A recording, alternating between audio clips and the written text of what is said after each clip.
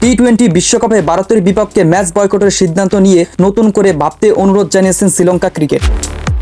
এই অনুরোধের পরিপ্রেক্ষিতে পাকিস্তান ক্রিকেট বোর্ড আবারও পাকিস্তান সরকারের সঙ্গে আলোচনা করবে বলে জানা গেছে। পিসিবির ঘনিষ্ঠ সূত্রের বরাতে এমন তথ্য প্রকাশ করেছে বার্তা সংস্থা পিটিআই। আগামী 15 ফেব্রুয়ারি কলম্বোতে অনুষ্ঠিত হওয়ার কথা পাকিস্তান ভারত ম্যাচ, তবে বিষয়টি নিয়ে জটিলতা এখনও কাটেনি।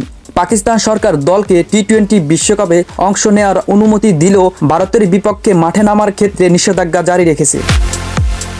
অথচ এই ম্যাচটি আইসিসি ও সম্প্রচারকারীদের জন্য সবচেয়ে গুরুত্বপূর্ণ বাণিজ্যিক ইভেন্টগুলোর মধ্যে একটি।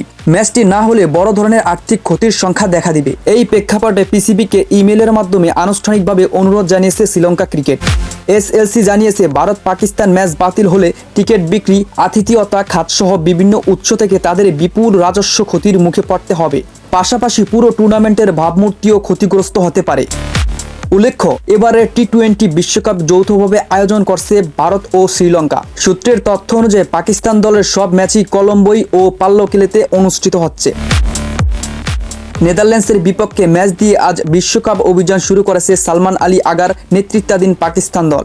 পিসিবির এক কর্মকর্তা বলেন, সরকারি ও ক্রিকেট উভয় পর্যায়ে শ্রীলঙ্কার সঙ্গে পাকিস্তানের সম্পর্ক দীর্ঘদিনের ও বন্ধুত্বপূর্ণ। সে কারণে শ্রীলঙ্কা বোর্ডের পাঠানো ইমেইলকে গুরুত্ব দিয়ে বিবেচনা করা হচ্ছে।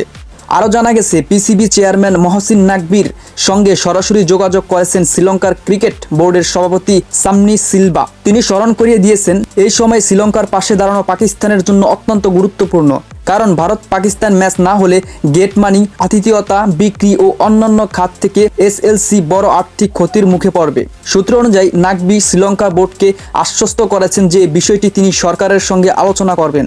একই সঙ্গে তিনি জানিয়েছেন, পাকিস্তান ইতিমধ্যে শ্রীলঙ্কার অনুরোধ প্রত্যাখ্যান করেছে। এমন খবর সঠিক নয়। সব মিলিয়ে ভারতের বিপক্ষে ম্যাচ নিয়ে পাকিস্তান শেষ পর্যন্ত অবস্থান বদলায় কিনা, সেটাই এখন ক্রিকেট বিশ্বের সবচেয়ে বড় আলোচনার বিষয় হয়ে উঠেছে।